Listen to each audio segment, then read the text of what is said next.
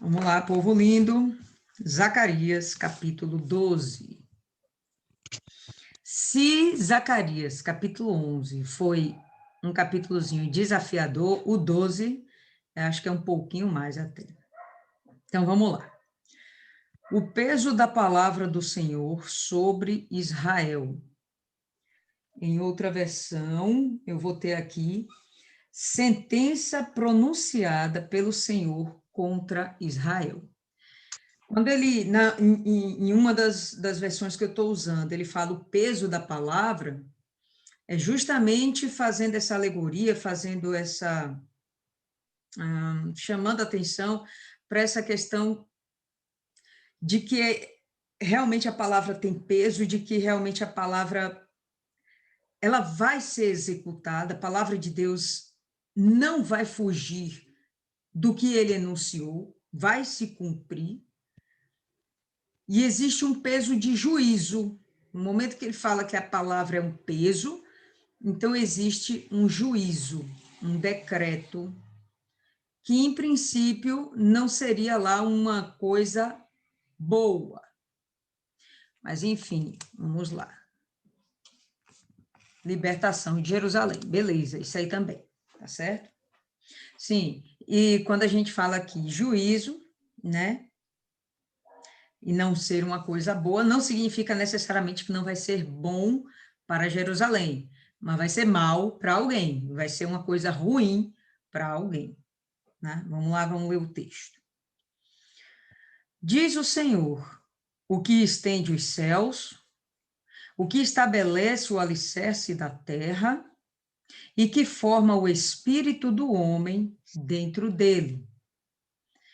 E aí, ele está fazendo uma referência à grandiosidade de Deus, à maravilha de Deus, à majestade, ao poderio desse Deus, que estendeu os céus, criou o universo, depois no universo criou a terra, e depois da terra colocou o espírito no homem.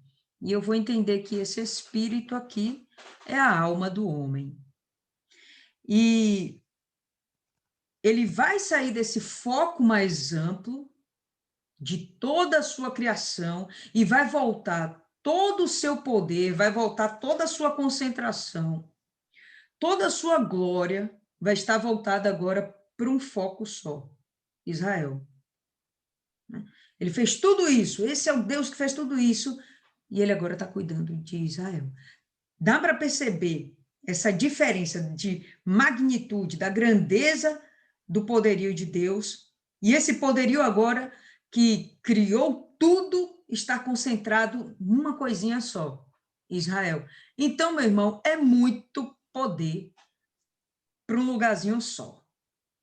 Não tem como, e a gente vai perceber, Israel ser destruído, porque o poder de todo o universo está ali do lado deles, tá? Eis que farei de Jerusalém uma taça de tremor para todos os povos ao redor, quando estiverem no cerco contra Judá e contra Jerusalém. E a gente vai perceber aqui o seguinte: quando Deus fala, quando a palavra de Deus fala de taça, normalmente se refere a um cálice de juízo, a um castigo, tá? Então, só para a gente fixar isso aí, abre em Jeremias, capítulo 25, um pouquinho antes aí de Zacarias.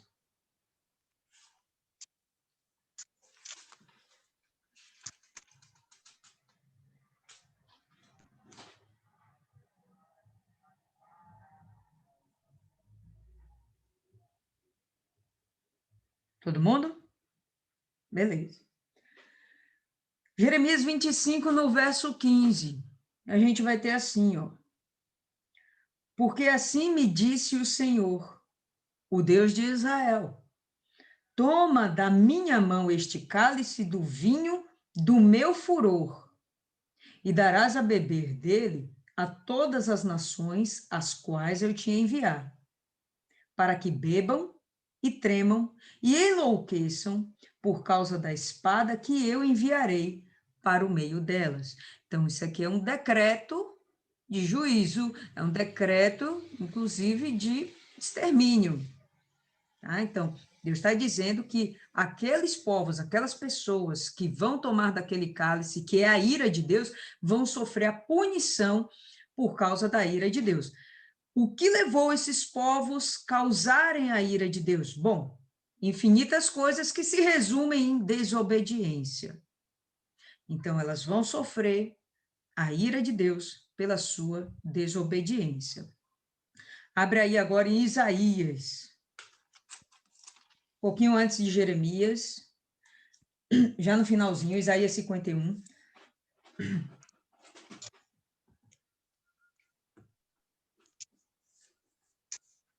Não. Deixa eu cair. Todo mundo? 51, versículo 22.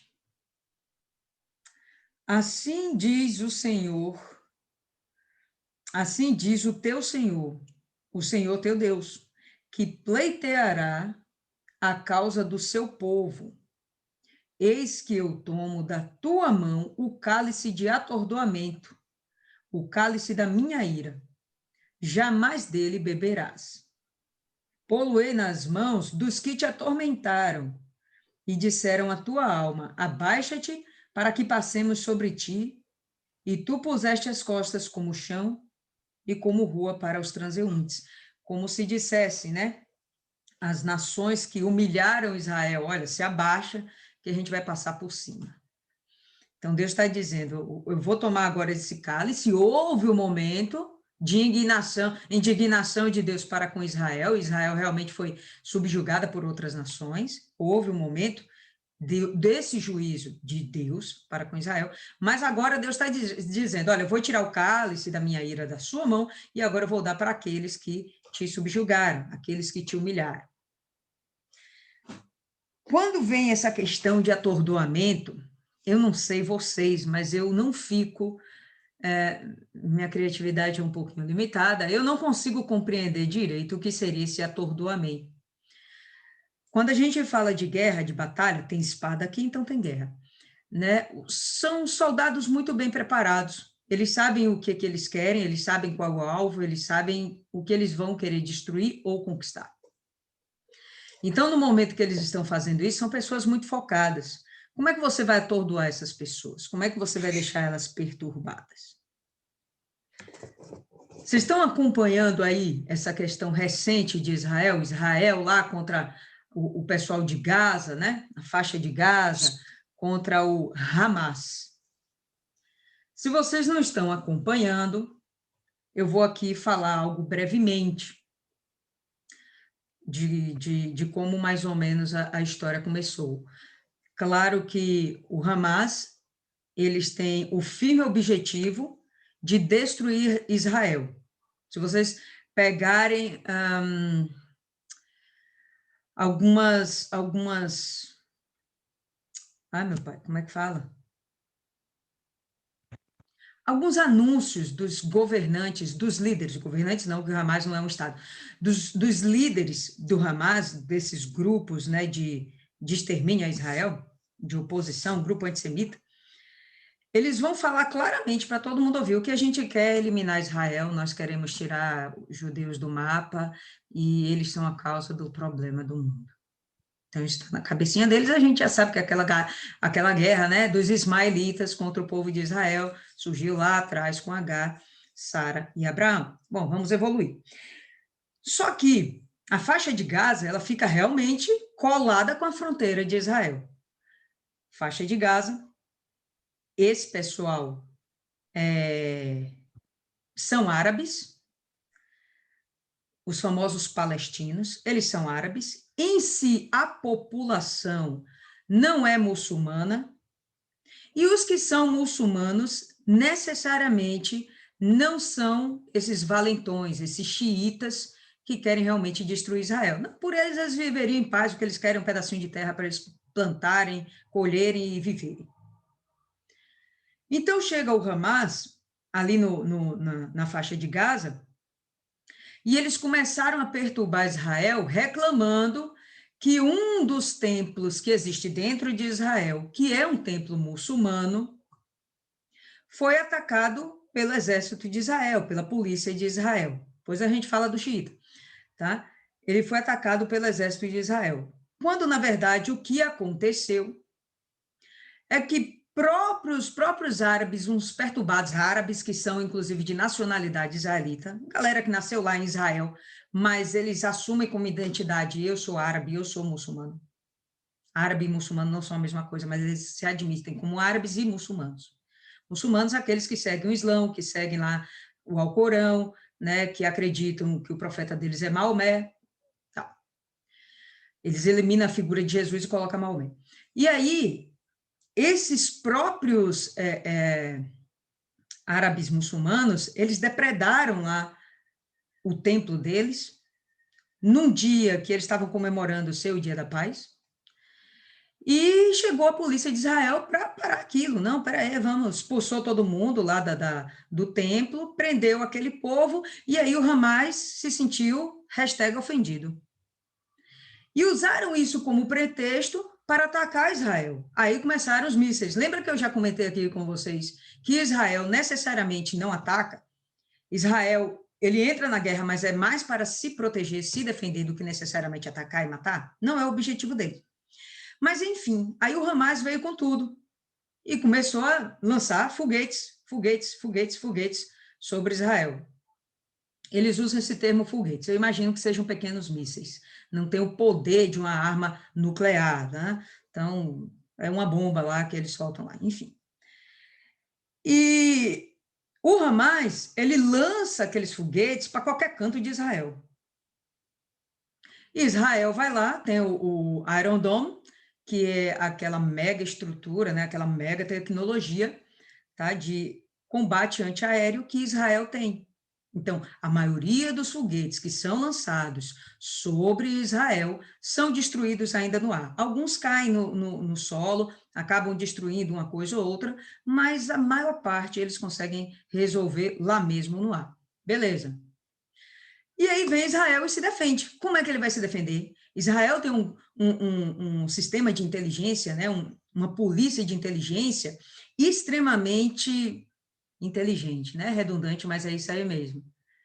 E eles não atacam aleatoriamente, eles atacam onde há bases bélicas do Hamas. Eles não vão atacar o povo, os palestinos, o povo de Gaza. Eles vão atacar o Hamas.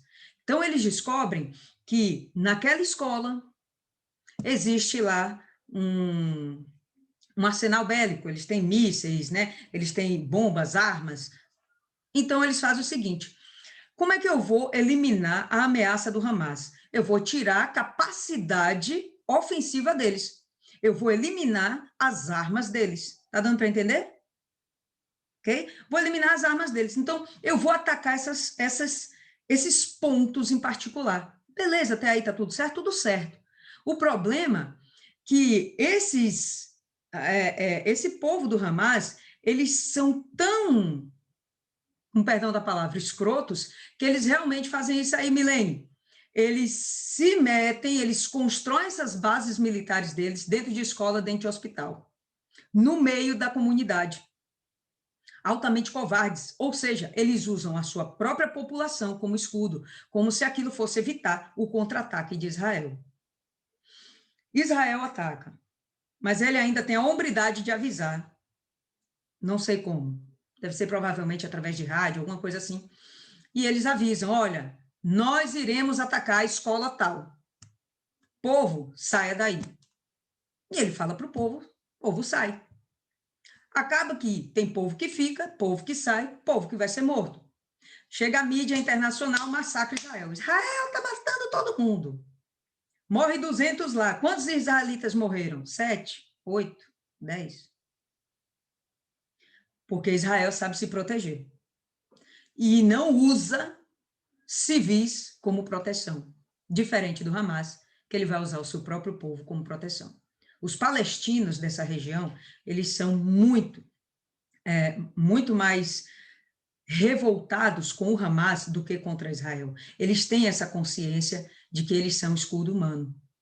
Ok? Por que que eu comecei essa história? Por causa desse cálice de atordoamento. Vamos chegar lá. Esse atordoamento, essa questão de esse povo ser feito de tolo, de ser enganado.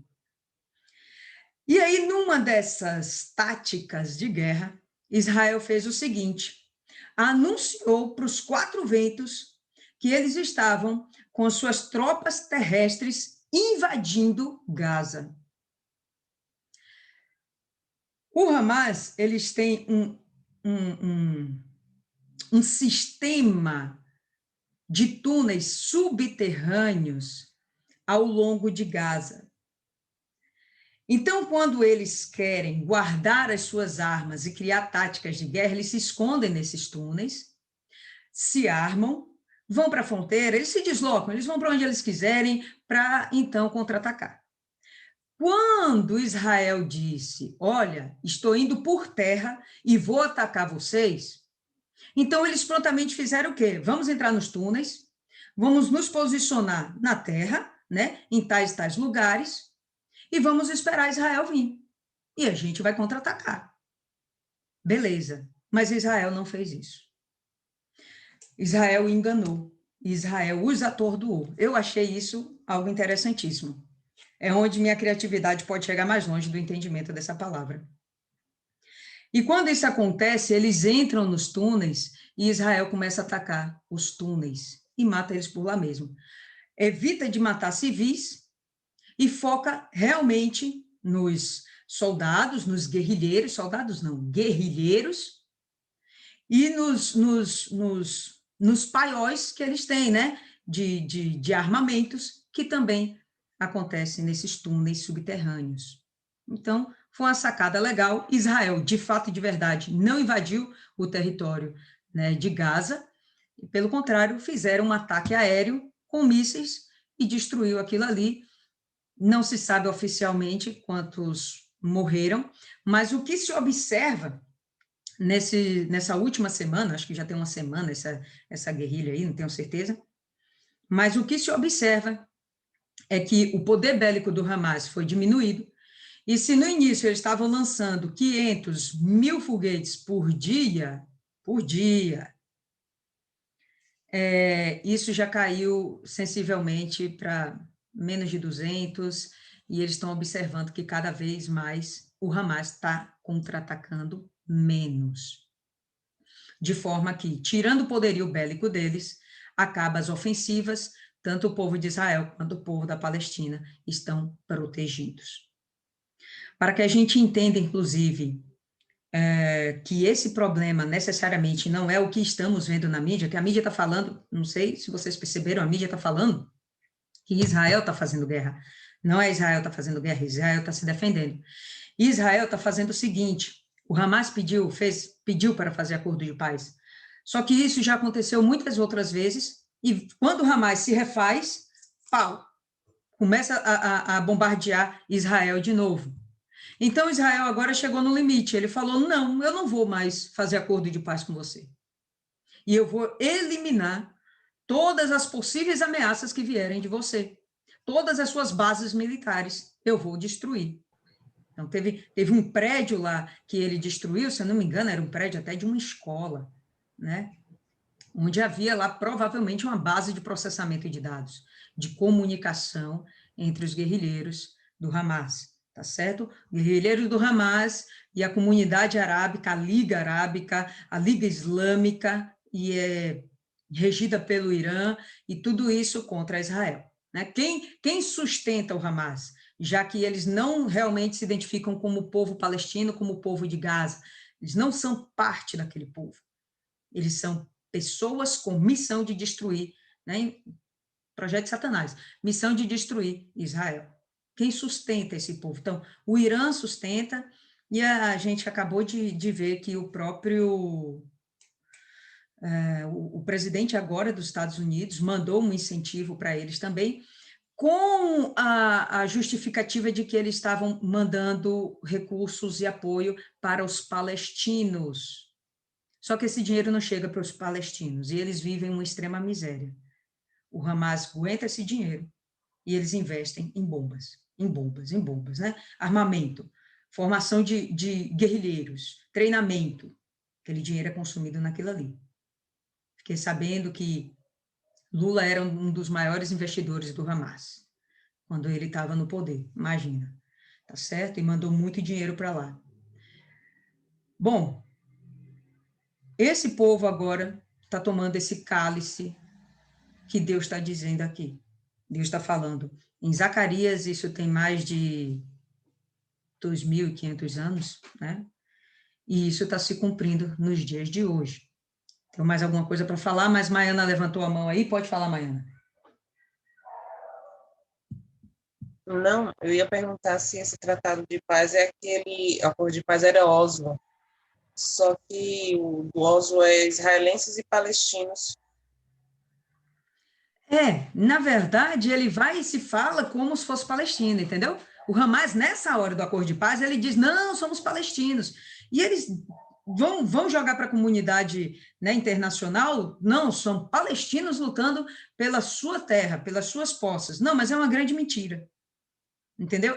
E não faz o menor sentido, sinceramente, você começar uma guerra porque alguém foi expulso do templo. Isso seria motivo para uma conversa. Mas não necessariamente você declarar guerra a um país, tá certo? Isso aí é só desculpa. O Hamas se capitalizou, conseguiu tomar novo fôlego depois de alguns acordos de paz e começou a atacar Israel, ponto. E agora Israel falou, não quero mais acordo de paz com você, agora eu vou simplesmente eliminar você como ameaça para mim. Lembra, pessoal, que Israel é um país pequenininho, a gente já falou sobre isso, o tamanho aqui de Sergipe, talvez até menor do que Sergipe, é muito pequenininho. Se a gente pensar num míssil, um míssil mesmo de grande potência, cair em Israel, eu não sei se precisa 2 mísseis para destruir todo Israel. Armas nucleares, míssil nuclear. Não sei se precisa de 2 para destruir todo Israel. Então, eles têm que ficar se protegendo em todas as suas fronteiras. E todas as suas fronteiras, né, são todas inimigas. São todas inimigas. De um lado tem a Jordânia, muçulmano. Do outro tem a Síria, né? Do outro tem Gaza. Tem uma galera ali doida para destruir Israel. São como grandes lobos de olho numa presa, uma pequena lebre. Enfim, quando ele vai e se propõe, né, a fazer agora acordo de paz, Israel já não quer mais. Por quê? Porque já sabe da ardilosidade deles. Né? Não, quando vocês estiverem bem armados, novamente vocês vão chegar e vão me atacar. E eu já estou cansado disso. Vamos defender a supremacia de Israel e ponto final. Tá bom? Então, quando eu leio isso aqui, tá? Eis que farei de Jerusalém uma taça de tremor para todos os povos ao redor. Então, esses povos que estão ao redor hoje de Jerusalém, eles vão realmente sofrer esse peso do decreto de Deus.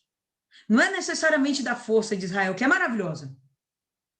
Em termos em termos de exército, em termos bélicos, né, da construção do próprio exército lá, vocês sabem que o exército lá, até mulher faz parte do exército, idoso, todo mundo faz parte do exército. Todo mundo sofre treinamento, passa por treinamento militar, todo mundo está preparado para a guerra lá. Tá bom? Então, todas essas pessoas, na verdade, estão sendo preparadas, mas é o poder de Deus que garante a permanência, a prevalência de Israel, tá? Eis que farei de Jerusalém uma taça de tremor para todos os povos ao redor, quando estiverem no cerco contra Judá e contra Jerusalém. E isso eles estão fazendo. Quando a gente vê esses líderes desses movimentos antissemitas, movimentos contra a nação de Israel, de eles enunciarem, com a boquinha deles, falarem na ONU, reunião de todos os líderes do mundo, eles falam naturalmente, meu propósito é destruir Israel. Israel é o problema do mundo, vocês não entendem? Então, isso é uma insanidade. Claro que nem todas as nações, todos os líderes políticos do mundo aceitam isso. Quando esses caras falam isso nas reuniões da ONU, muitos se retiram como forma de protesto. Mas existem pessoas que pensam isso e a gente já sabe que é projeto de Satanás, está escrito na Bíblia há muito tempo e vai acontecer, né, uma grande batalha que a gente vai ver mais à frente. Pode falar aí, Adriana. Eu queria falar, só que eu não sei onde levanta a mão. É só levantar a mão. Pode falar, dona Maria, deixa só a Adriana falar primeiro e aí a senhora fala em seguida. Pode falar aí, Adriana. A gente observa que quando as pessoas se levantam e dizem que não gostam de Israel, do povo judeu, é o diabo revoltado com o povo escolhido, né? Por ele ter sido rejeitado pela, pelo que ele fez e não ter volta, né? A prática dele não ter volta. Então, ele acha que também os judeus também têm que ter o mesmo Destino. destino. Não só os judeus, como toda a humanidade, né? Porque o objetivo do miserável é matar tudo, matar todo mundo, destruir tudo. Pode falar, dona Maria. É o seguinte, politicamente, existe uma sigla que é BRINC, que infelizmente o B é do Brasil, que foi um acordo celebrado com Lula, que é Brasil, Rússia, Índia, Alemanha, certo? E o Hamas, certo? E eles querem destruir os judeus, os negros e os cristãos, sabe? Mas é aquela velha boa história. Se você ler a Bíblia, Deus disse que era para entrar lá em Canaã e destruir todo mundo. Mas os judeus, na ganância, resolveram escravizar, certo? Botar para pagar impostos, né? E aí ele está pagando em Gaza. Ele é falado várias vezes na Bíblia com conflitos dos judeus com as pessoas ali. E sempre os judeus passam a mão por cima deles, entendeu? No momento que fazem acordos com eles, para eles resolverem impostos, para não perderem a vida. E eu observo também na Bíblia, quando você fala, você vê aí que ele diz que agora o cálice vai transbordar para o outro lado. Eu vejo todo o tempo a relação de Deus com Israel, uma relação de pai com filho. Você pega seu filho, você bota ele de castigo, você diz que ele vai ficar sem celular. Aí eu chego e assim, esse menino tá demais, tá insuportável, pronto. Você aí volta para mim e diz, o que é que você disse de meu filho? E aí é assim que Deus faz. Ele castiga o povo dele, ele corrige, não castiga, ele corrige o povo dele. E aí, depois que ele corrige, ele aí vem, né, como uma mãe protetora, uma leoa. E aí, quem ajudou até ele a punir o filho, ele se volta contra. Eu vejo isso sempre, eu vejo assim, Deus como um pai realmente de Israel. Ele corrige, porque ele é um pai racional, não é um pai emotivo, mas ele defende também, defende muito, sabe, o povo de Israel. E eles têm uma força bélica incrível, mas a população fica sempre contra eles, entende? Porque o pessoal de esquerda é contra Israel. Exatamente, bem colocado aí, dona Maria. A mídia fala o tempo todo mal de Israel. Por quê? Porque a nossa mídia é de esquerda. Quando você liga o jornal, até o Jornal da Record, você sente um pouco que aqueles jornalistas que estão ali, eles são de esquerda.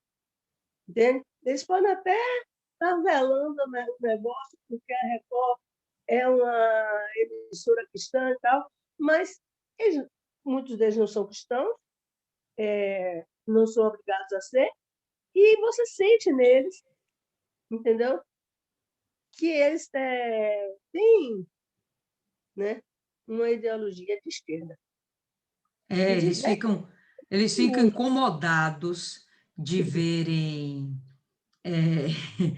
Israel, né, como prevalecendo, né? O mundo é contra Israel, gente.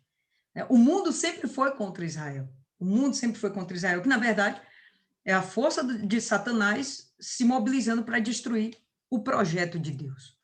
Então, muitos realmente se colocam em oposição, e fomos, né, também patrocinadores disso aí.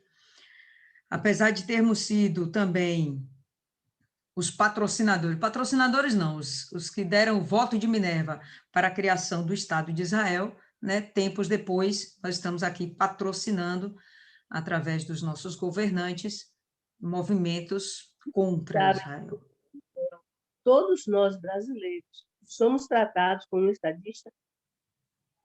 Se você for numa loja, o dono da loja verificar que você é brasileira e ele for judeu, ele simplesmente não cobra de você. Eu tenho uma mesmo? amiga, tenho uma amiga que ela foi para um congresso médico e chegou lá, ela não pagou o hotel, ela não pagava o táxi, porque o hotel já avisava o cara do táxi que ela era brasileira, e ela entrou nas notas, ela disse que nem comprou muito, porque ela ficava sem graça. Porque ela entrava e quando ela ia pagar, descobriam que ela era brasileira e ela levava coisa de graça. E com minha sobrinha também foi a mesma coisa. Eles, quando descobriam que minha sobrinha era brasileira, eles não cobravam. Porque o brasileiro é tratado como estadista em Israel por conta do voto de Afonso Arinos nos votos de Minerva, né, de Afonso Arinos. Isso. Eu tenho que Eles ir são para Israel. Eu tenho que ir para Israel. Eu vou para Israel. Milene levantou aí a mão primeiro. Fala aí, Milene. Desse jeito até eu fiquei animada para ir também. Já vou economizar bastante. Eu acho interessante como a gente pega esse livro de Zacarias e ele consegue ser atual nesse instante que a gente vê esses conflitos todos, mas quantos conflitos Israel já não viveu? E se a gente lesse nesse momento, também se aplicaria essa parte, né? Uhum. Então a gente vê como Deus zela pelo povo dele há muito, muito tempo, e a gente vê como, mesmo com a desobediência, mesmo com tudo que a gente sabe que Israel também comete, os judeus e tudo, a gente vê que a fidelidade de Deus não se abala em relação a isso, e que se aplica a nós também, né, que fomos ali enxertados e tal, que a gente pode seguir da mesma forma, ver que a fidelidade que ele tem lá atrás, ele vai manter com a gente, se a gente conseguir, fizer o que? Estar de obediência com ele até o fim, né? Isso eu acho bem interessante, chama muita atenção como é atual. Hoje é atual, mas eu sei que se fosse em outro contexto, em outro momento, a gente também encontraria que cabe aqui essa passagem comparando com Israel, um momento de Israel, porque sempre é de enfrentamento, é sempre tendo que se proteger. Apesar de ser um povo, em princípio, pacífico, né? Fala aí, Cristiane. Vou falar, não, Dani, eu desliguei a câmera porque estou com as vistas muito cansada. Ô, gente, eu juro que eu tinha visto você levantar a mão, mas tudo bem. Não. Tá bom. Então, vamos lá, vamos voltar aqui para o texto.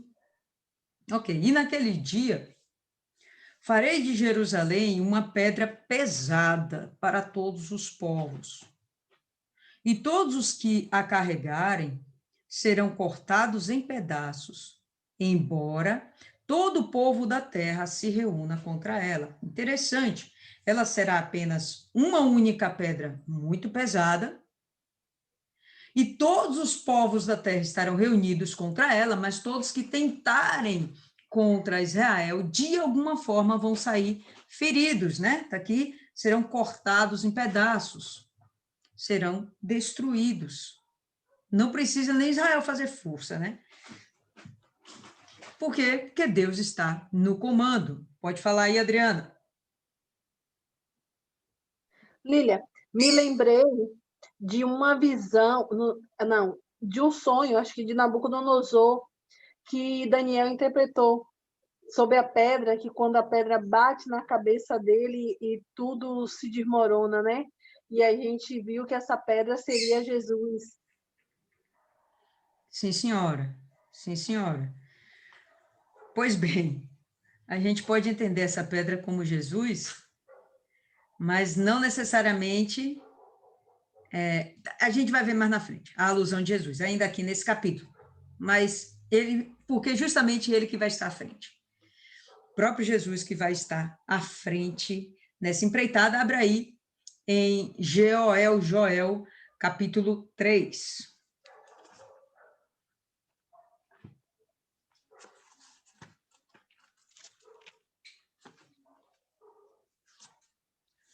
Todo mundo já achou?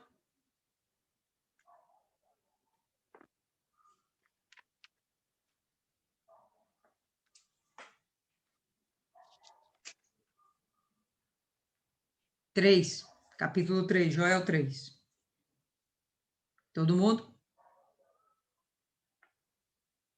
Fica aí um pouquinho antes de Zacarias.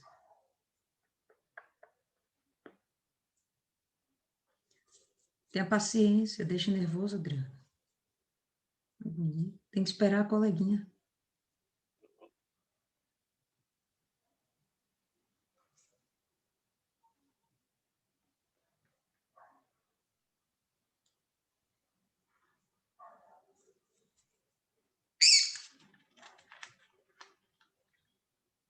Achou, Isis?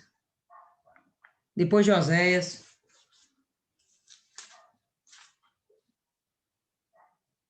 Depois de Oséias. Logo o livro seguinte.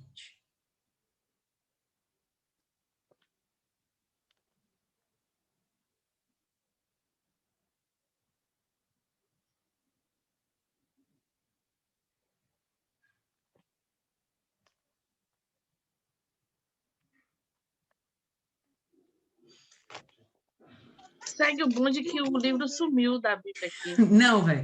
Acha o livro de Oséias aí. O Oséias é grande. Joel é pequenininho mesmo. Pronto, final de Oséias, vira a página, aí você caiu em Joel. E a gente já estudou Oséias.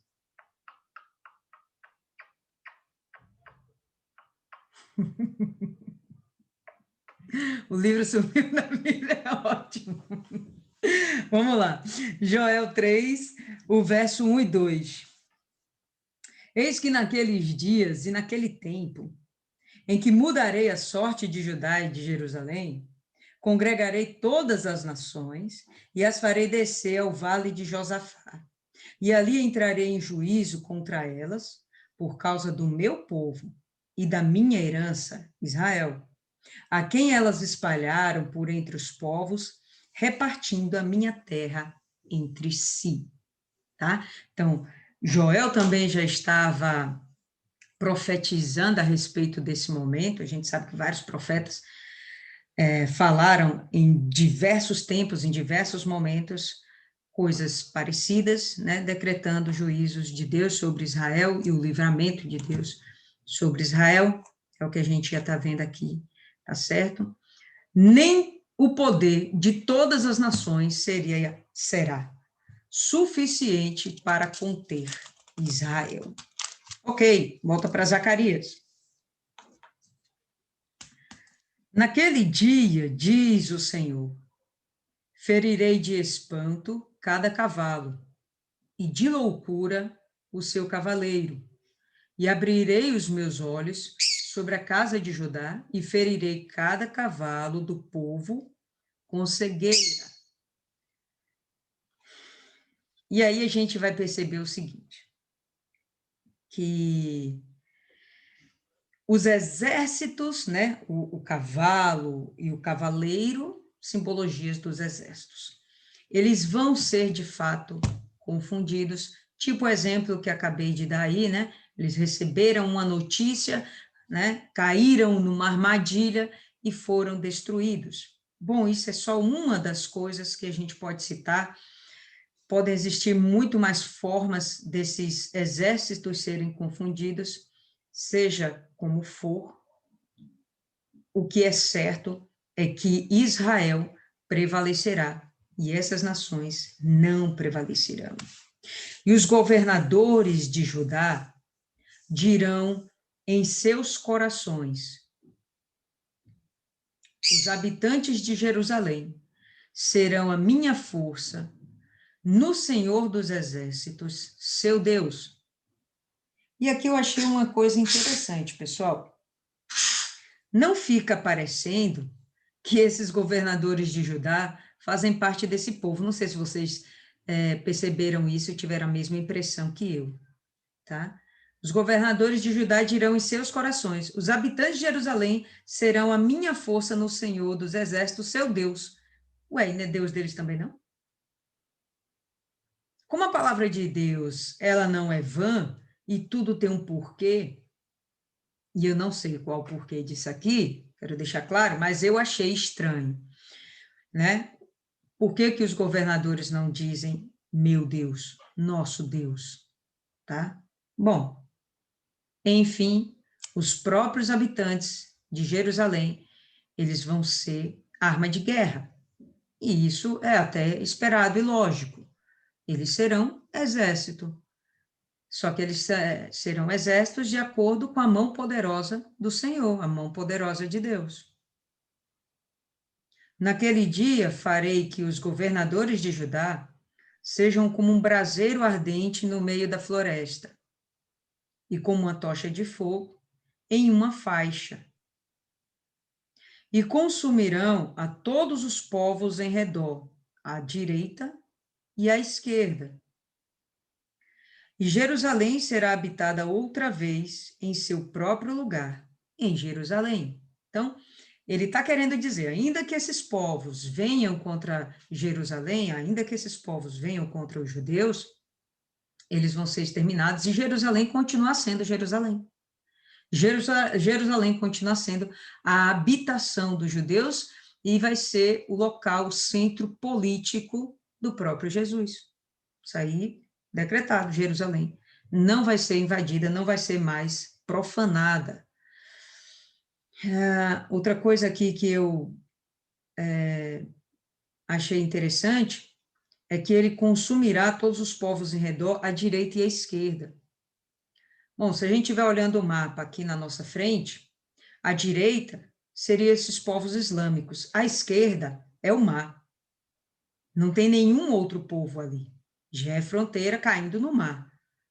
Por isso que Israel, inclusive, tem que se proteger muito bem no continente, porque se de alguma forma o povo inimigo entra no seu território, vai expulsá-los para o mar.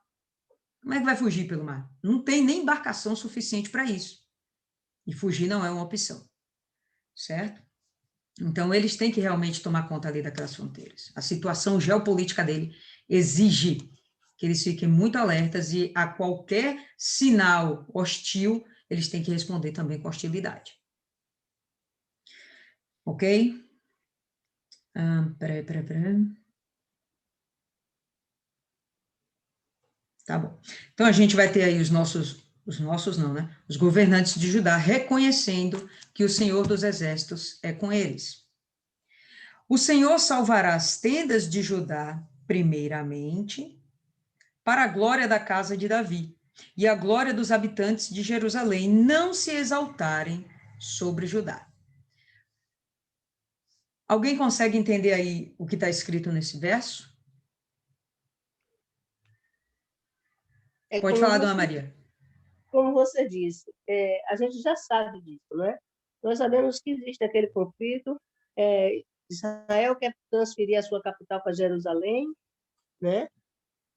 Donald Trump reconheceu que Jerusalém deveria ser a capital de Israel, mas outros países não reconheceram, porque os árabes reivindicam direitos ali.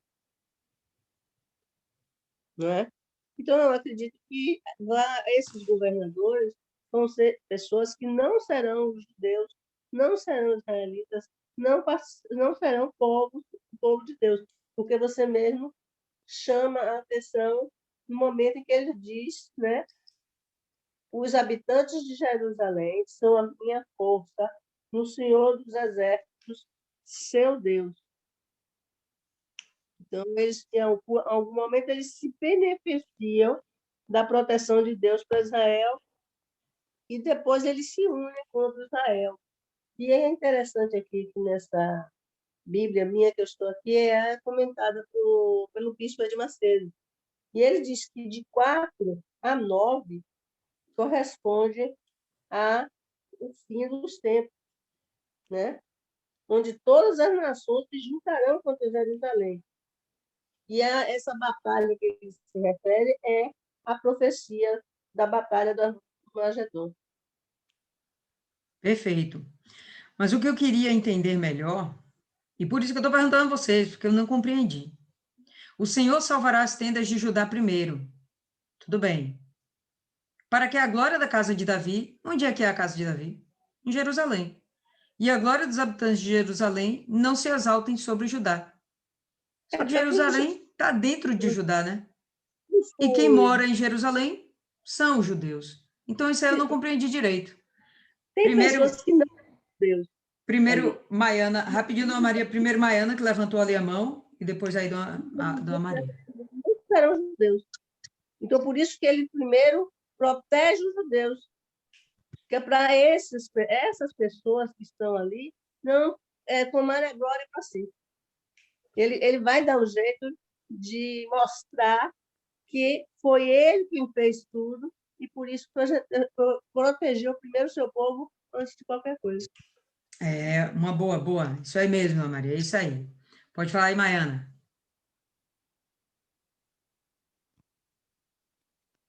Eu não entendi o que ela falou, mas acho que é a mesma coisa que eu entendi.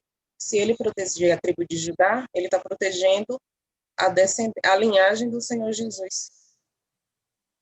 Uhum. Só que a linhagem do Senhor Jesus vem da casa de Davi, né?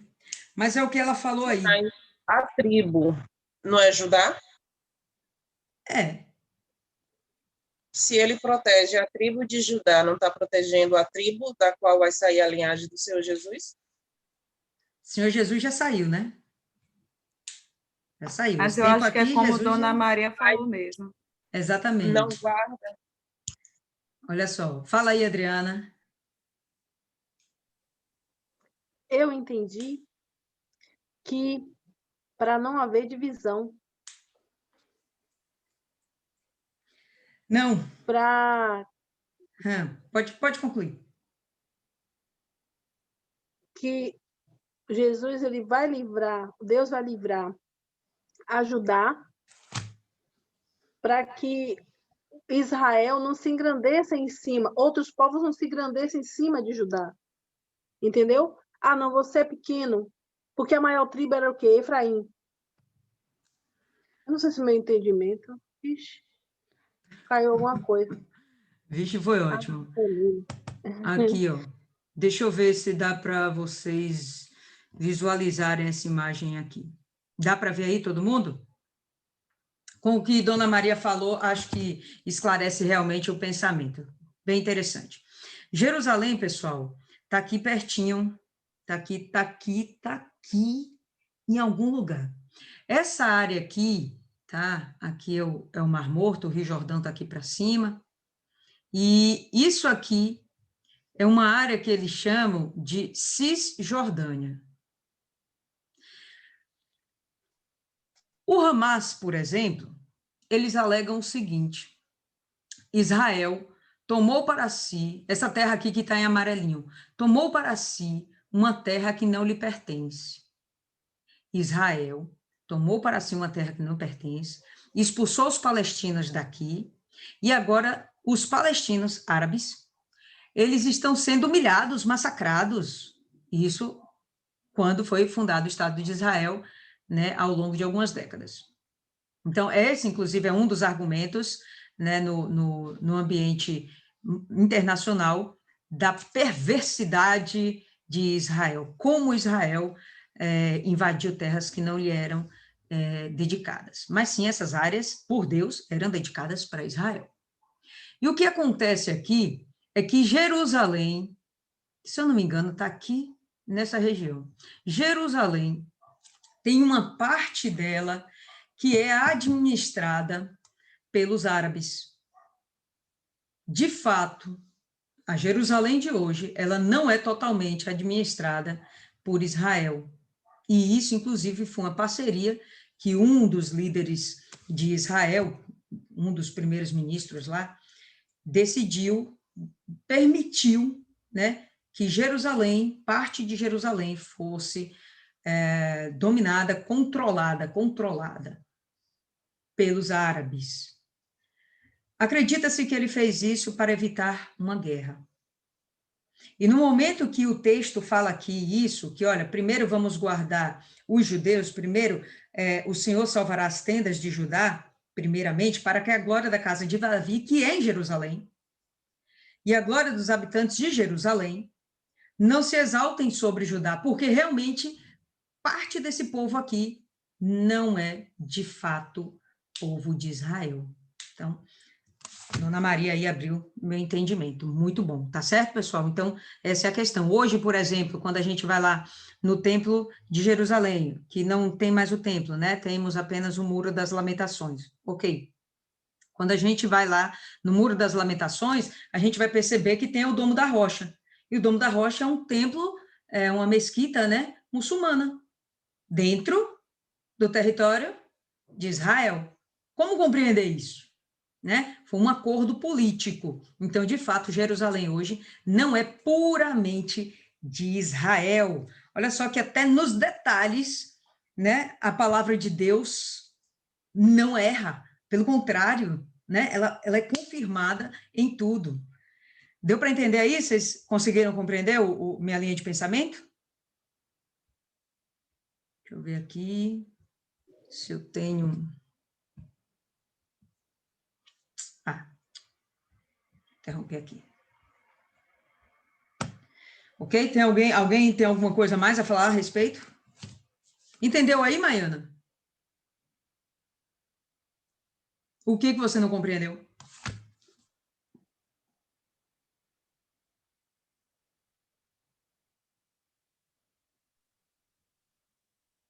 A internet está cortando, depois eu assisto o vídeo, porque não tá tudo embolado. Tá, ok. Então, vamos seguir aí. O resto do povo entendeu? Compreenderam? Tá? Vamos nessa. Então, o Senhor salvará as tendas de Judá primeiro, para que a glória da casa de Davi, a glória dos habitantes de Jerusalém, não se exaltem sobre Judá, que é realmente o povo eleito de Deus, né? Os judeus, mas a gente vai entender essa casa de Judá também, contendo outros habitantes das demais tribos também de Israel.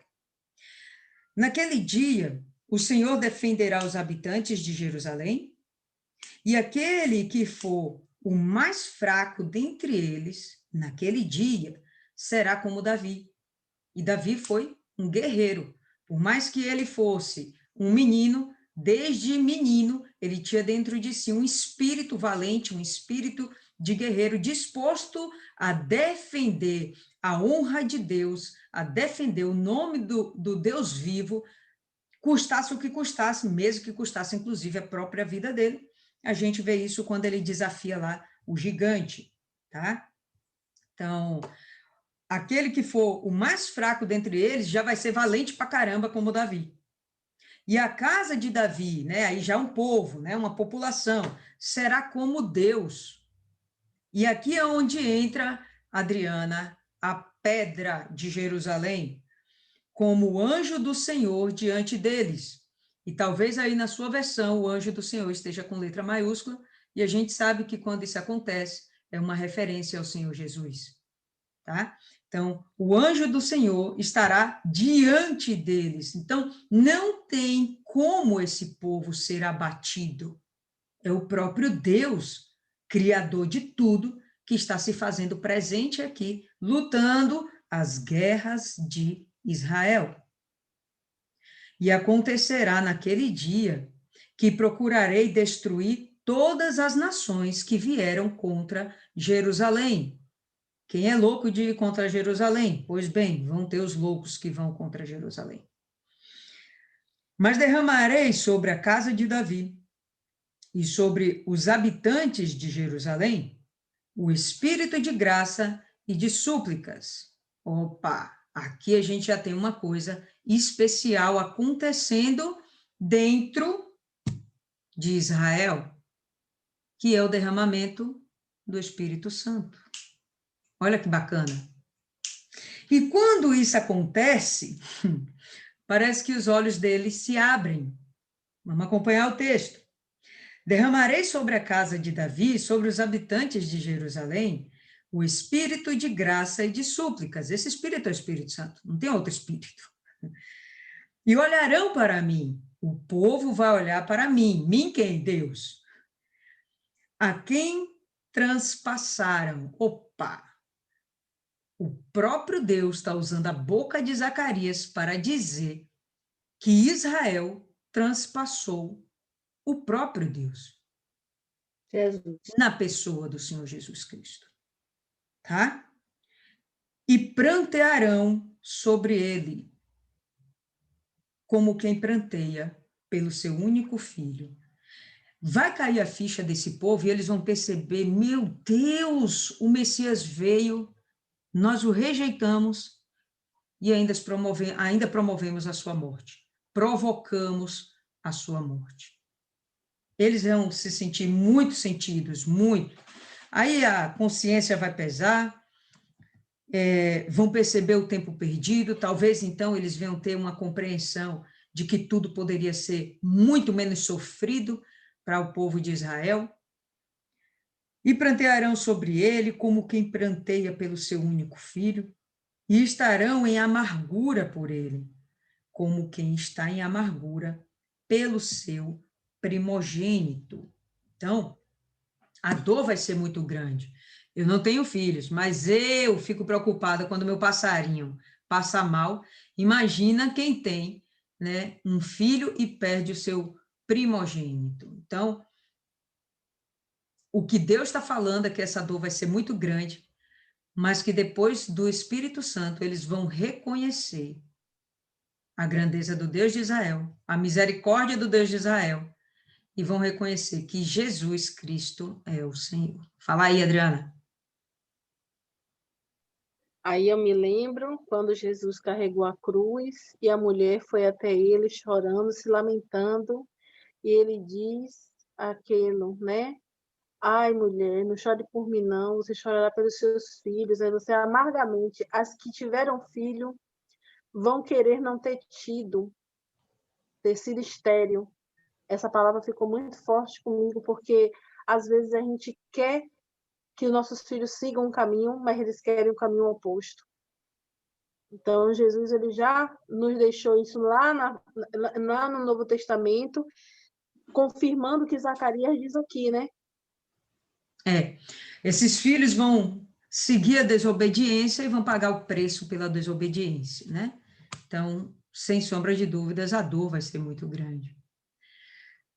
Abra aí Ezequiel capítulo 39.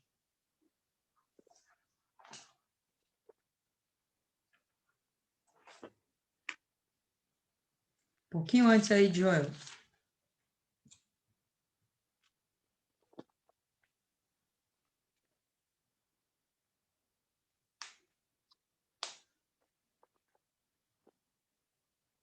Todo mundo?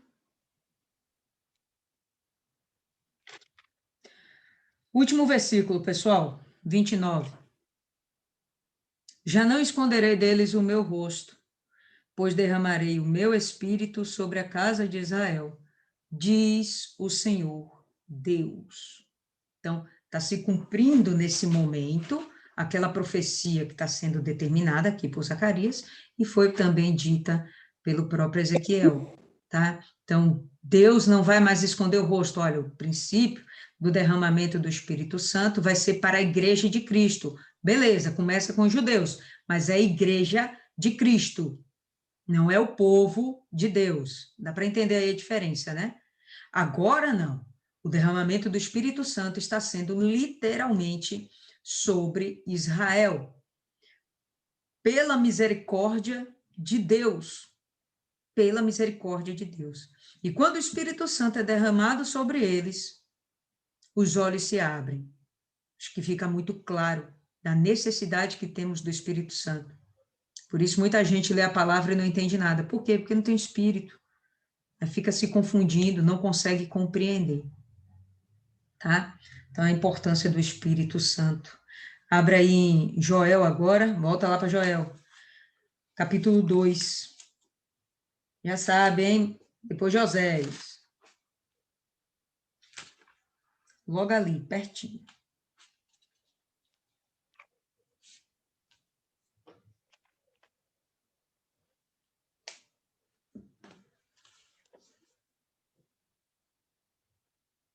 Todo mundo? E aí a gente vai ter em Joel 2, no verso 28. E acontecerá depois que derramarei o meu espírito sobre toda a carne. Vossos filhos e vossas filhas profetizarão, vossos velhos sonharão, vossos jovens terão visões, até sobre os seus servos e sobre as servas derramarei o meu espírito naqueles dias. Mostrarei prodígios no céu e na terra, sangue, fogo e colunas de fumaça. O sol se converterá em trevas e a lua em sangue, antes que venha o grande e terrível dia do Senhor. Tá? Então, alguns dos sinais do grande dia do Senhor, o Armagedon, alguns dos sinais, tá? Dentre vários sinais, vem o derramamento do Espírito Santo sobre Israel. E a gente sabe que vai haver os 144 mil selados. Vamos para frente. Abre aí agora em João, no capítulo 19. Ou melhor, vai logo para o final da Bíblia, Apocalipse, no capítulo 1.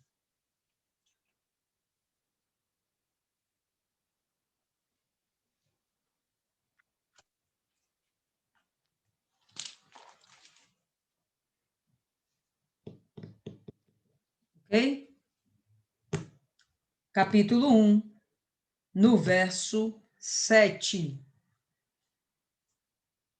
Eis que vem com as nuvens, e todo olho verá, até quantos o transpassaram, e todas as tribos da terra se lamentarão sobre ele, certamente. Amém?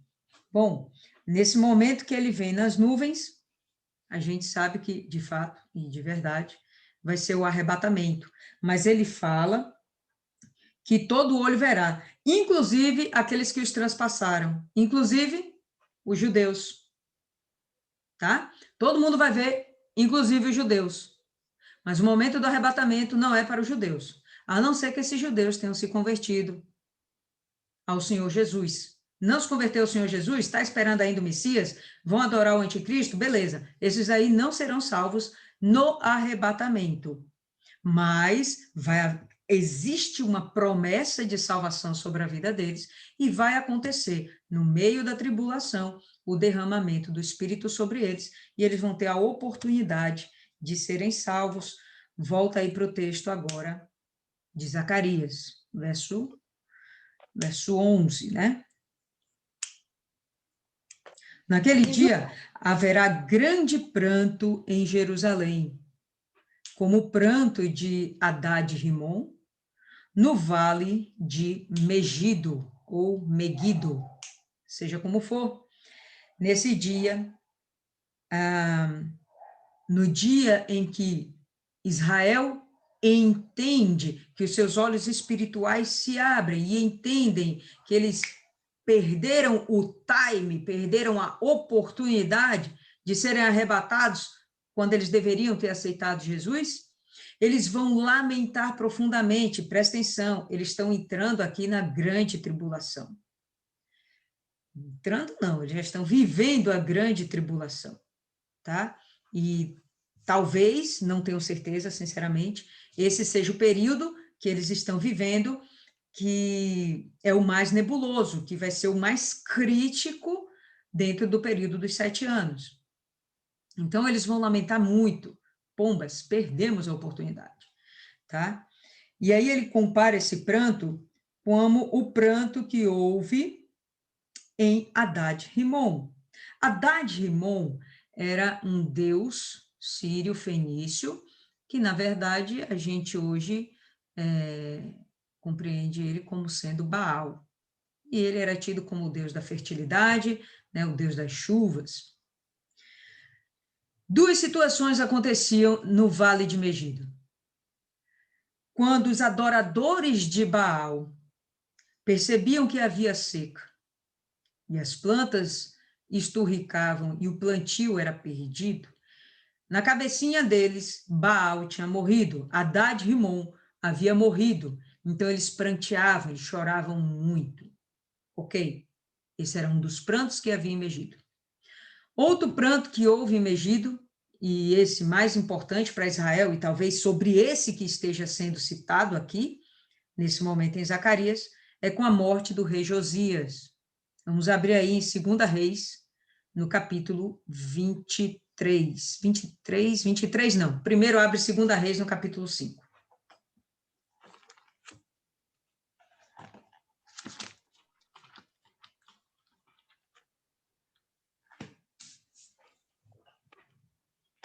Pode falar aí, Paloma. 2 Reis, capítulo 5. Ué, dona Lívia, Senhora.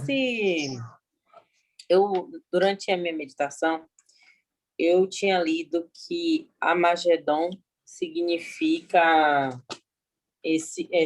o nome Amagedon significa Vale do Megido. E essa, se não seria uma alusão ao momento do próprio Amagedon, levando em consideração a guerra entre os santos e os de Satanás, até porque justamente fala em Jerusalém, que eu imaginei sendo os santos, e esse Haddad e Rimon sendo os de Satanás. Olha só, vai haver essa batalha, ok, beleza. Mas vamos nos atentar ao texto. O texto está falando que quem é que está chorando? Os judeus. Eles estão lamentando que eles transpassaram o próprio Deus. Eles rejeitaram a misericórdia do próprio Deus. Eles rejeitaram o Filho de Deus. Eles estão chorando como quem perdeu o primogênito, o primeiro filho de Deus. Eles começam a ter essa compreensão. Quem está chorando aqui são os judeus, não porque eles estão perdendo uma guerra. Eles estão chorando porque eles compreendem que eles afrontaram o Deus amado deles. Porque por mais que eles não aceitassem Jesus, necessariamente eles não rejeitaram a Deus. Eles amavam a Deus. Eles só não entenderam e enfim, foram mal ensinados, não tinham pastores, não tinha quem os ensinasse, né? E acabaram sendo levados a esse ponto. Mas eles, atentando-se ao texto, o momento desse pranto é porque eles reconhecem que eles ofenderam a Deus, agrediram a Deus, mataram o Filho de Deus. Entende? Não é porque está havendo ainda guerra. Então, nesse momento, tá? Esse vale é um vale de guerras. O Armagedon não é a única guerra que aconteceu. Inclusive, a gente vai perceber aqui que o rei Josias, ele morreu numa guerra em Megido, uma guerra contra o Egito, tá certo? Uma guerra, inclusive, contra Deus. Uma guerra contra Deus. Olha a alusão, né? Eles choraram aqui porque eles lutaram contra Deus, eles perderam o rei deles, a gente vai entender aqui melhor no outro texto, tá bom? Mas não é porque eles estão tendo uma batalha contra as outras nações. Nesse momento, não, entendeu, Paloma? O nosso texto de Zacarias não está fazendo alusão ao Armagedon, ainda não, tudo bem? Então, vamos voltar aqui para 2 Reis, capítulo 5, todo mundo já abriu aí, né? No verso 18, e a gente vai ver aqui, Naamã. Olha só, Naamã acabou de ser curado e ele já se volta para o profeta, ele vai conversar com Eliseu, tá? E olha só a conversa que ele tem com ele. Vamos começar do 17. Disse Naamã, se não queres, peço-te ao teu servo, seja dado levar uma carga de terra de 2 mulos, porque nunca mais oferecerá este teu servo, Naamã, nunca mais eu vou oferecer holocausto, nem sacrifício a outros deuses, senão ao Senhor. Então eu quero levar aqui um pouquinho de terra de Israel, por favor, me permita, porque quando eu chegar lá na minha terra, eu vou usar essa terra para a terra de Israel, para simbolizar na minha terra o altar do Deus vivo. E ali eu vou oferecer sacrifícios ao Deus vivo. Eu não vou mais me curvar aos falsos deuses. Bacana essa decisão de Naamã. Ele reconheceu o poder de Deus. Os deuses dele não haviam curado, mas Deus, com uma palavra e 7 mergulhos, resolveu a vida dele. Versículo 18. Nisto, perdoe o Senhor ao teu servo, né? Que Deus perdoe a mim, teu servo, quando meu senhor, no caso, meu senhor aqui com letra maiúscula, que seria, então, o rei dele, tá? Quando meu senhor entra na casa de Rimom, olha cá, aqui o idólatra, entra na casa de Rimom para ali adorar, e ele se encosta na minha mão. E eu também me tenha de encurvar na casa de Rimom, quando assim me prostrar na casa de Rimom, nisto perdoe o Senhor a teu servo. E Eliseu lhe disse, vá em paz, porque o profeta entendeu que o objetivo dele não era se inclinar a Baal, a Rimom, né? O objetivo dele não era se inclinar a Rimom, porque adorava ainda a Rimom. Não, eu só vou me curvar porque o meu Senhor, né, o que tem uma patente maior do que eu, o meu rei, tá certo? A quem eu sirvo, quando ele for para lá adorar esse Deus, ele vai segurar na minha mão e eu vou ter que me curvar junto, por favor, que isso não seja imputado para mim como injustiça, como um pecado, como abominação, como desobediência. Aí Eliseu chega e fala, não, vai em paz. Por quê? Porque o que está dentro do coração dele é puro, e ele vai ter que obedecer à autoridade a que ele está sujeito. Certo? Então, existia sim o Rimom, tá? Vamos continuar, agora pula aí para, ainda em 2 Reis, pula para o capítulo 23.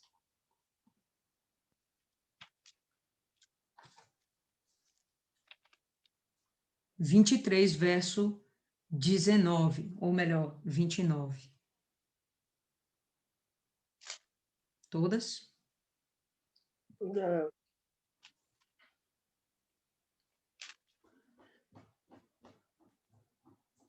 Então, vamos lá.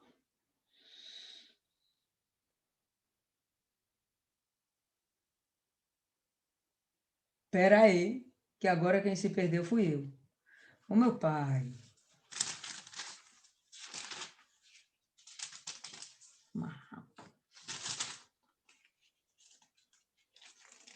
Abrir em Crônicas, 2 Reis 23. 29, a gente vai ter aí o seguinte, nos dias de Josias, subiu o faraó Neco, rei do Egito, contra o rei da Assíria. Neco subiu contra quem? Contra os assírios. Tem alguma coisa a ver com Israel? Presta atenção. Ao rio Eufrates, nem ia ficar ali na região de Israel. Ele ia passar, ia subir. E tendo saído contra ele, o rei Josias, Neco matou em Megido, no primeiro encontro.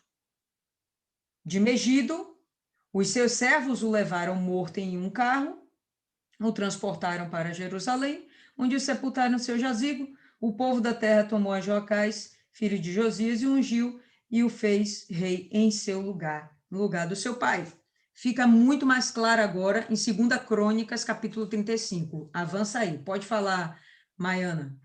Mas vamos abrindo aí, 2 Crônicas 35. Não, é isso aí, em 2 Crônicas está mais claro, porque Josias desobedeceu a Deus que tinha falado com esse neto. E Deus tinha prometido que ele morreria e não ia ver as sentenças que ele já tinha lançado contra o povo.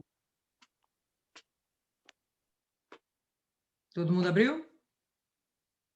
A partir do verso 20. Depois de tudo isso, havendo Josias já restaurado o templo, subiu Neco, rei do Egito, para guerrear contra Carquemes, junto ao Eufrates. Josias saiu ao encontro dele. Então Neco lhe mandou mensageiros, dizendo, que tenho eu contigo, rei de Judá? Não vou contra ti hoje, mas contra a casa que me faz guerra. E disse Deus, Deus com D maiúsculo, então foi o próprio Deus, e disse Deus que me apressasse. Cuida de que não te opores, cuida de não te opores a Deus, que é comigo, para que ele não te destrua. Então, o próprio Neco chegou e deu recado. Rapaz, eu estou indo em nome do Senhor, Deus Todo-Poderoso, o Deus que você serve. É melhor você não se colocar contra mim, porque senão Deus mesmo vai resolver sua vida, ele vai te matar. Porém, Josias não tornou atrás. Antes, se disfarçou para pelejar contra ele. E não dando ouvidos às palavras de Neco, que Neco lhe falara, da parte de Deus, saiu a pelejar no vale de Megido. Os flecheiros atiraram contra o rei Josias, então o rei disse aos seus servos, tira-me daqui, porque estou gravemente ferido. Seus servos o tiraram do carro, levaram-no para o segundo carro que tinha e o transportaram a Jerusalém. Ele morreu e o sepultaram nos sepulcros de seus pais. Todo Judá e Jerusalém prantearam Josias. Foi uma guerra estúpida. Nem chegou a ser uma guerra, né? Jeremias compôs uma lamentação sobre Josias. E todos os cantores e cantoras, nas suas lamentações, se têm referido a Josias, até o dia de hoje, porque as deram por prática em Israel e estão escritas no livro de Lamentações. Então, houve essa lamentação em Megido, tá? Já havia tido isso, porque eles perderam uma guerra, e perderam necessariamente, não foi nem uma guerra, eles perderam um rei, um líder. Josias não era um rei tão ruim, tá certo? Nenhum dos reis de Israel foram tão bons quanto Davi, mas, enfim, tinham os menos piores e os piores. Então, Josias está entre os menos piores, e eles lamentaram muito terem perdido o rei nessa condição, tá certo? Lutando contra Deus. E aí, volta em Zacarias, o povo de Israel cai a ficha. Poxa, estávamos lutando contra Deus também. Vamos seguir. E a terra pranteará cada família à parte. A família da casa de Davi à parte, e suas esposas à parte. A família da casa de Natã à parte, suas esposas à parte. A família da casa de Levi à parte, suas mulheres à parte. A família de Simei à parte, suas mulheres à parte. Todas as famílias que restarem, cada família à parte, e suas esposas à parte. Noutras palavras, todo esse povo vai lamentar, e pelo jeito vai ser uma coisa que vai realmente mexer com o espírito deles, indivíduo, e vai criar uma comoção entre a nação de Israel daquele momento, tá? E eles vão prantear muito, ok? No Vale de Megido. Ok, pessoal? É isso que nós temos por hoje. Dona Maria, quer falar alguma coisa? Pode acrescentar. Não, eu ia perguntar o Crônicas, qual era o capítulo, porque eu não peguei. Segunda Crônicas 35. Segunda Crônicas 35. Do verso 20 até o 25. Certo. Mais alguém, alguma coisa a acrescentar, pessoal? O que fica aí para vocês? Compartilhem, falem com a gente. Paloma tá doida para falar, mas Isis vai falar primeiro. Pode falar, Isis. Como está super alinhado com o propósito que o pastor passou hoje da aliança, a importância de ter uma aliança com Deus. Mesmo o povo, os judeus fazendo tanta coisa, Deus se aborrecendo, mas ele tem uma aliança com esse povo. E ele é fiel para cumprir. E de qualquer jeito, Deus sempre vai ser por esse povo. E traz, como Dona Cida sempre diz, fazendo essa analogia para a nossa vida, eu percebo que o povo de Israel, assim como no livro de Zacarias, foi Zacarias que a gente leu? Não, foi o outro que Oséias. Oséias teve que casar com uma prostituta. Sim. Deus sempre tem esse cuidado de ensinar, de mostrar com analogias, com exemplos. E eu vejo que o povo de Israel é esse grande exemplo para o mundo, de observar essa aliança que Deus tem com eles, e buscar também ter essa aliança com Deus. E tentar quebrar as maldições com as alianças que os nossos antepassados fizeram com o diabo. Quebrar e fazer uma nova aliança com Deus. Beleza. Fala aí, Paloma.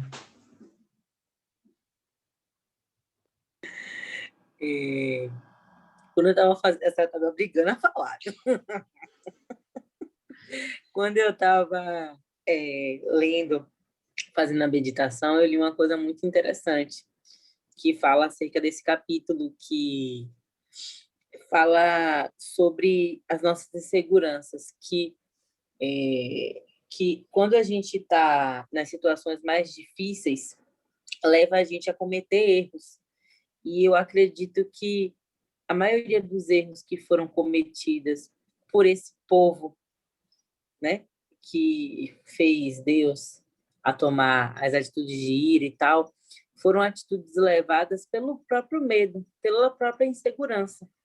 E aí a meditação justamente fala que as nossas inseguranças e as nossas incertezas, a gente tem que entregar a Deus também. Até porque isso mostra que a gente confia a Ele, e esse pessoal não confiou. De fato, eles não confiavam. Eles achavam que confiavam, mas, na verdade, eles não confiavam e também não obedeciam. E isso, atualmente, né, nós temos esse... Eu fiz uma comparação com a gente, e muitas vezes nós temos uma certa limitação na nossa fé, né?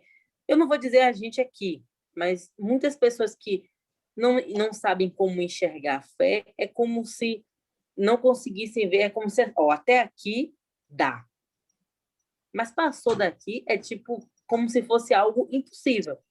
É como não é algo seguro, não é algo que está dentro, já está fora da minha zona de conforto, é algo que não dá. E a fé que a gente conhece é uma fé diferente disso. Até porque quando a gente chega nesse limite, essa insegurança e esse medo faz com que a gente comece a cometer erros. Ou seja, faz com que a gente comece a procurar outras soluções essas que não vão agradar a Deus. E eu acredito que isso foi o que eles fizeram. Eles foram procurar soluções tão, às vezes, até mais difíceis do que tão simplesmente acreditar e confiar em Deus. Eu estou um pouco limitada nesse livro, né, como eu já disse, mas desse capítulo deu para entender que, mesmo diante das desobediências do povo, mesmo diante da falta de fé, da falta de incredulidade mesmo, da incredulidade, ainda assim Deus cumpriu com a sua palavra, com a sua promessa. E é mais uma prova de que a palavra dele não volta vazia, né? E se formos pensar direitinho, nós somos infinitamente mais abençoados do que o povo judeu. Tudo bem que o povo judeu é o povo eleito e Deus vai guardá-lo, mas eles passaram por castigos e sofrimentos desnecessários, os quais a gente rejeitou passar, porque habilmente e rapidamente a gente cuidou de aceitar o Senhor Jesus. Eles rejeitaram, até hoje estão pagando um pato alto danado. Pode falar, dona Maria. Eles não sofreram castigos vãos. Os castigos os que eles passaram, foi Deus quem fez mesmo. O holocausto, Hitler, o anticristo, ele veio para fazer os judeus entenderem, porque na própria palavra de Deus é dito que se eles continuassem, se eles agissem do jeito que eles agiam, eles seriam espalhados pelo mundo. E foi o que aconteceu. A diáspora foi decretada pelos romanos. E eles perderam totalmente o direito do território de Israel. E só depois que eles passaram pelo Holocausto, foi algo desumano, terrível, sabe? Foi que eles puderam ter de volta a Terra Prometida. Então, eles rejeitaram Jesus, mas eles sofreram até o Holocausto e até hoje ainda estão sofrendo consequências, sabe? Mas é porque, afinal, gente, rejeitar Jesus, eles não rejeitaram, só eles crucificaram. Não foi só rejeitar Jesus, não foi só eu chegar e dizer, olha, eu não gosto de você. Tudo bem, como cristão eu posso dizer isso, né? Mas eles não fizeram só isso. Eles agrediram fisicamente e, de um certo modo, buscaram a pena de morte para Jesus. Então, eles tinham que passar por tudo isso para se redimirem mesmo. Mas é aquela história que eu falei. Deus fez eles passarem pelo Holocausto. Mas ai de quem fez ele passar, porque a Alemanha sofreu também consequências sérias e graves. Ela foi dividida, certo? Ela teve uma série de problemas, série de problemas na história da Alemanha, sabe? E até hoje eles são pessoas assim que eu não confio muito, sabe? Eu acho, porque eles são inteligentes, são altamente racionais, mas se você for olhar, lá é onde tem os maiores índices de estrupos, estrupadores, de, sabe, maníacos sexuais, todo esquece, sabe? De serial killers. Eles têm muito caso disso, sabe? Por incrível que pareça. Eles são bem organizados, bem, sabe? Mas eles têm isso aí. Eu não sabia isso aí não, viu? Que eles têm isso. Que, sem dúvida, eles pagaram um preço alto com a divisão da Eles Alemanha, né? Eles realmente têm pagaram preço alto. união política contra judeus, cristãos e negros. Eles fazem parte da brinca. E aquele jogador alemão, ele doou não sei quantos milhões aí para vizinhos, mas ele doou muito mais para o Hamas. Miserável. Diga aí, Milene. Me chamou a atenção que esse capítulo 12, ele fala, é claramente direcionado para os judeus, mas é tão aplicável para a gente, porque nós cristãos hoje, quando aceitamos Jesus, nos tornamos o povo de Deus também.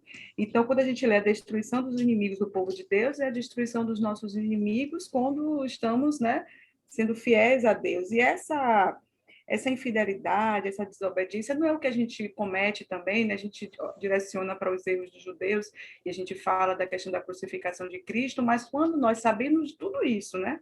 Sabendo, reconhecemos e vemos os sinais que hoje nós vemos muito mais do que eles viram naquele período, e ainda assim nós rejeitamos o sacrifício de Jesus, nos tornamos tão culpados quanto os judeus que crucificaram a Jesus. Então, a gente se encaixa também muito nesse capítulo.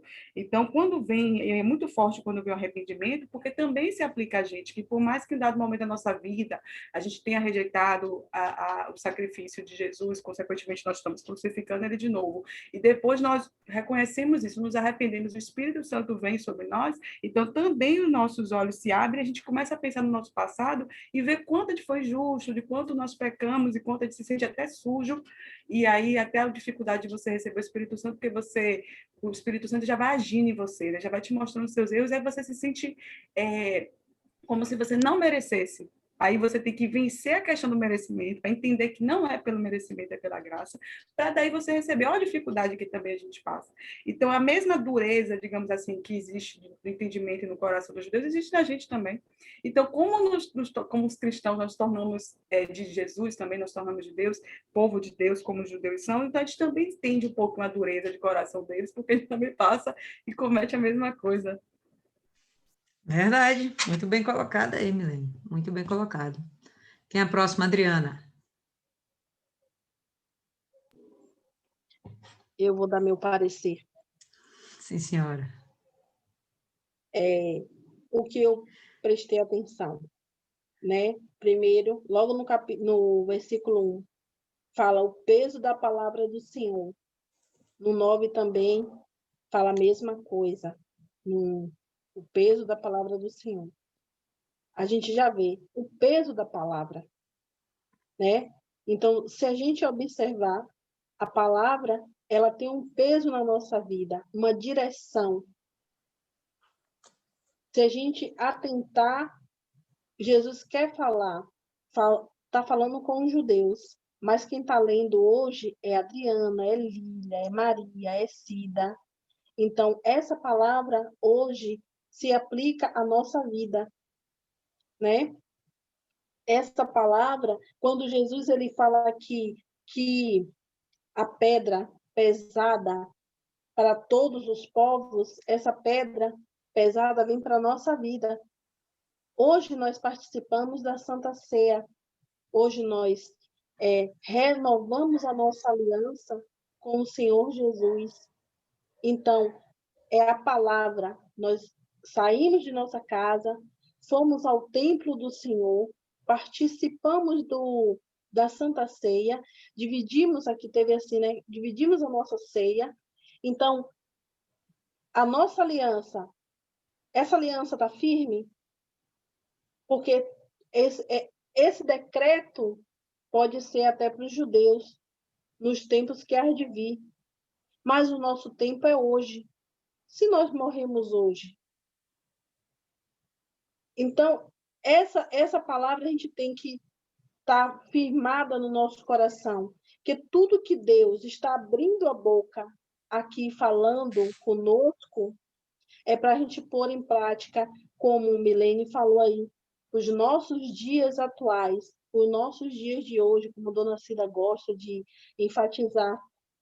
Então, a cada momento que a gente pega um capítulo desse, que você esmiuça, nos trazendo conhecimento, não é para ser em vão.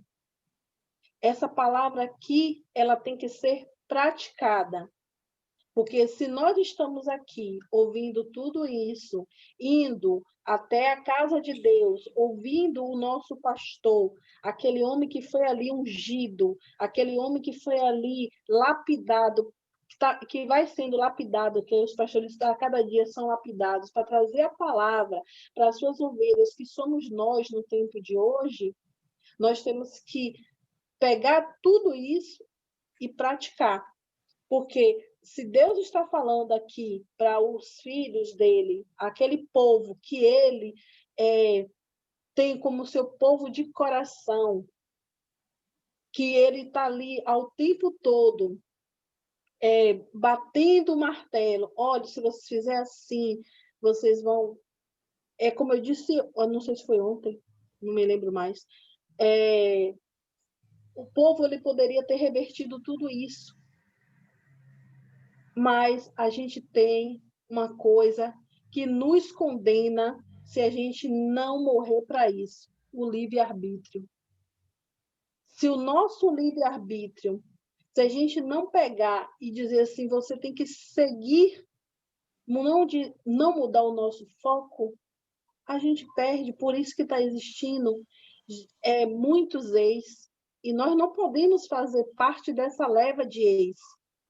Nós temos que ser aquele que perseverou, que creu, que acreditou, que não colocou o nome de Jesus em vão, que não pisou no sangue de Cristo. Então, essa palavra, esse choro, essa dor, é a gente que vai ter. Porque se eu morrer hoje, meus filhos, entendeu? Você tem a sua família, cada um tem uma família aqui. Então, a gente tem que perseverar. Essa palavra ela tem que guardar dentro do nosso coração. Chore não. Não chore, senão eu vou aí te bater. Não chore. Se comporte. A gente tem que ser firme. Firme, porque a gente toda vez a gente faz um pacto com Deus, a gente não pode quebrar o nosso pacto. A gente não pode ser igual aqueles judeus que não ouviram, quiseram fazer o melhor para si. E Deus quer o melhor para nós. Porque se ele não quisesse o melhor, ele não deixava a Bíblia. Ele tinha dito assim, esse povo tem que viver do jeito que ele quiser lá. Mas não. Ele deixou isso aqui, essa palavra é tão viva. É tão viva que a gente lê e a gente observa que é o que a gente está vivendo. As palavras são difíceis, mas se a gente olhar pelo lado espiritual, é fácil a compreensão. Jesus diz assim, eu estou aqui, o que você quer? Eu te dou, porque tudo que a gente pede a Deus, ele só não nos permite ter se for algo que vai nos desviar. É a mesma coisa quem é mãe, você que tem o seu bicho, tudo é a mesma coisa, é a mesma prática, é o mesmo ritual. Porque a gente não vai dar ao nosso filho aquilo que vai prejudicar. Você não vai dar aos seus animais aquilo que vai prejudicar ele. Por que Deus nos daria algo que vai nos prejudicar? Será que quando a gente pede algo para Deus, a gente pergunta a Ele, Senhor, será que isso vai me prejudicar se eu estou te pedindo? Então é a mesma coisa, como a gente viu ontem, a porta em chamas. A gente tem que, a cada dia, a gente tem que ler o capítulo e guardar, porque cada palavra eu posso ser uma pessoa esquecida, mas só que tem hora que a palavra de Deus não vem na minha mente, né? E é momentos assim que você de felicidade, porque como Dona Cristiane ontem falou, está lá em Amós, que muitos terão fome e sede da palavra, mas não encontrarão. Por quê? Porque as Bíblias vão ser destruídas. Já estão, né, tentando fazer com que a Bíblia seja reformulada, já fazer isso, fazer aquilo outro, porque querem tirar a palavra de Deus do mundo. Porque isso é a boca de Deus falando com o povo. Através dessa palavra, o povo vai se converter. Não é a palavra do homem, porque o homem, quando chega no altar e fala, não é a palavra dele, é o Espírito Santo usando ele. Ele está lendo a palavra de Deus. E a partir do momento que a gente ouve a palavra e a gente não dá importância a essa palavra, o Espírito de Deus ele morre dentro da gente. Porque o Espírito é vida. E se a gente hoje não se alimentar dessa palavra, o dia vai se passando, vai chegar uma hora que você não está mais indo para a igreja, não está fazendo a evangelização, você não vai estar levando o reino de Deus a outras pessoas. Como o reino foi chegado a nós, de graça, nós temos que levar esse reino.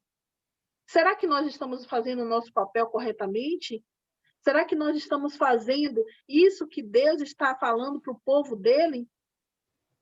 Então, um dia nós seremos cobrados.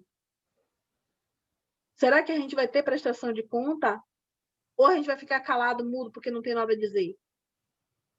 Então, eu acredito, é só isso.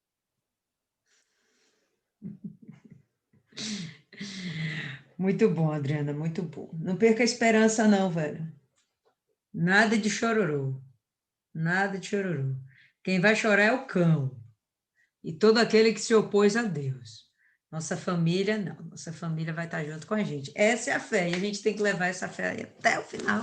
Por mais que as aparências mostrem o contrário, tá? Mas o gigante vai cair. Ok? Mais alguém quer falar mais alguma coisa? Cristiane?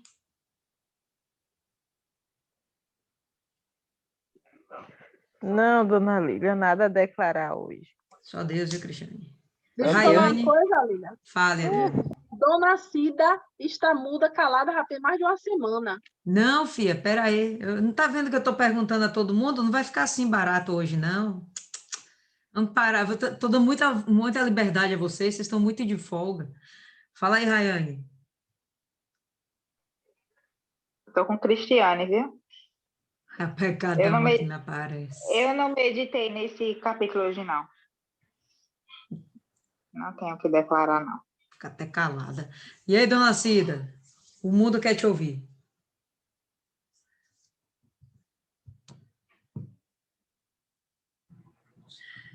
Não tenho nada para falar, não. Dona Maria já falou e Dona Adriana também já falou tudo. Vocês estão demais, viu? Vocês estão... Martiane.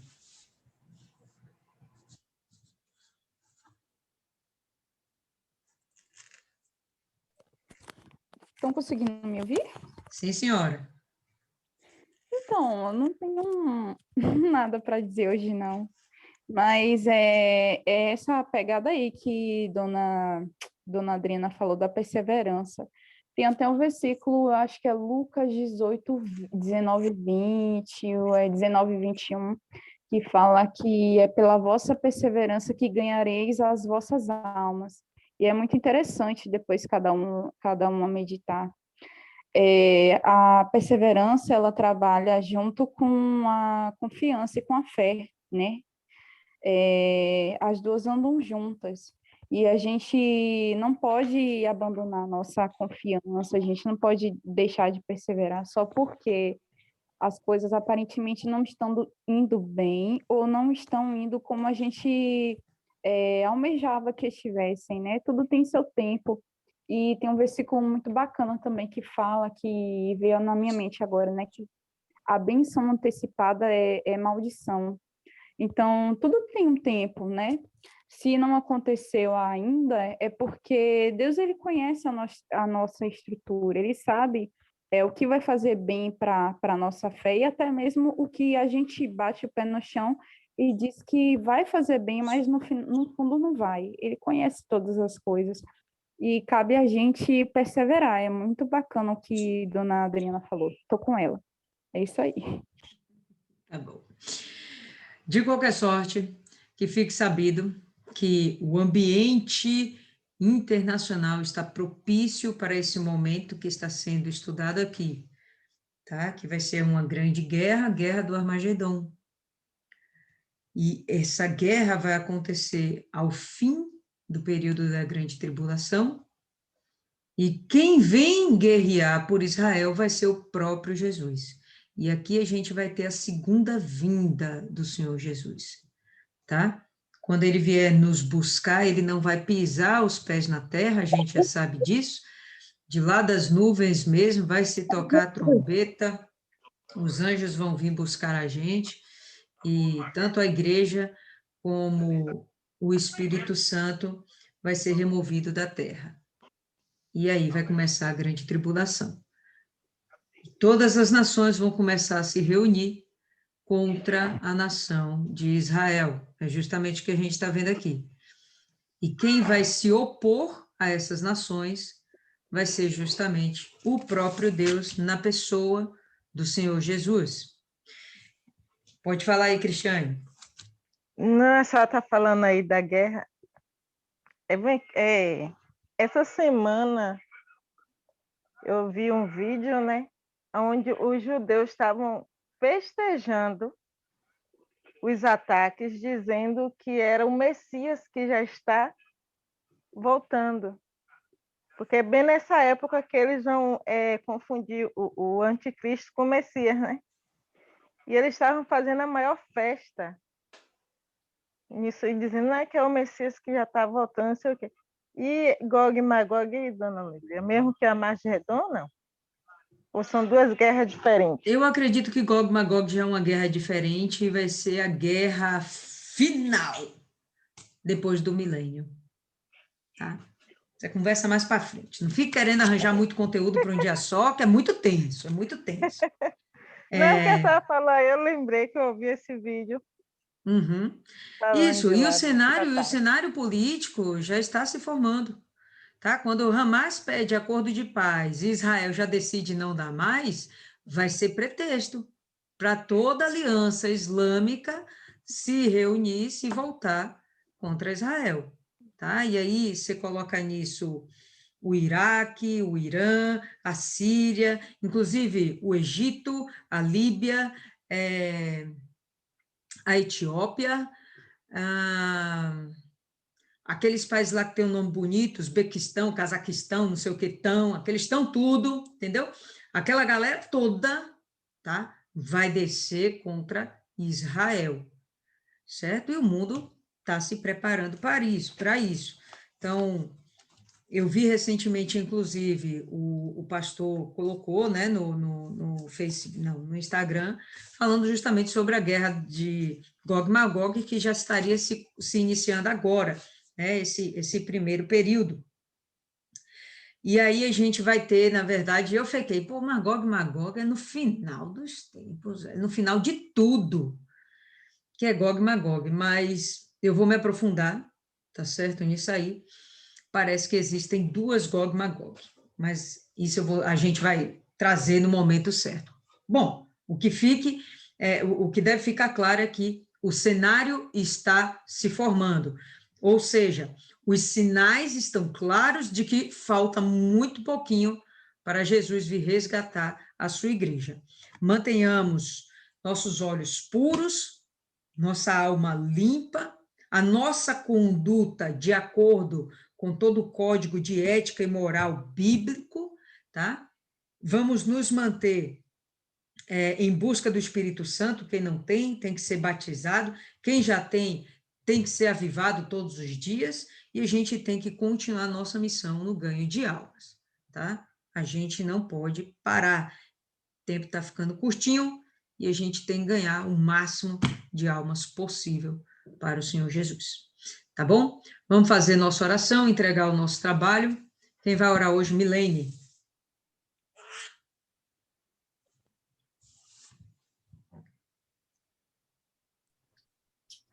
Senhor, meu Deus e meu Pai, que grande privilégio, meu Pai, estar reunido com essas mulheres de Deus, mulheres guiadas e sustentadas por Ti, meu Pai, que sacrificam o que é um presente teu, né? Porque o tempo é dado por Ti, mas como o Senhor nos deu o livre-arbítrio, o Senhor também faz o querer, desperta em nós o querer e nos dá a força necessária para estar aqui, sacrificando para dar o que já é teu. E o Senhor, na tua infinita misericórdia, ainda concede nós o entendimento da tua palavra, para que ela venha não só clarear nossa mente, mas ficar fixada no nosso interior, meu Pai. Nesse capítulo que hoje meditamos, fala de algo tão importante que é o arrependimento, Senhor. Tão necessário, porque somos pecadores, somos falhos. Só perfeito é Ti. Os nossos olhos têm que estar fixos em Ti, meu Pai, para que a gente não desista, não desanime, não jogue a toalha. Então, Senhor, venha nos revestir, porque para o arrependimento precisa do Teu Espírito. O Seu Espírito é que desperta em nós isso, é que nos faz nos manter firmes. Então, meu Pai, nos batiza, nos renova, nos sustenta. Não deixa que a gente falhe nem desanime.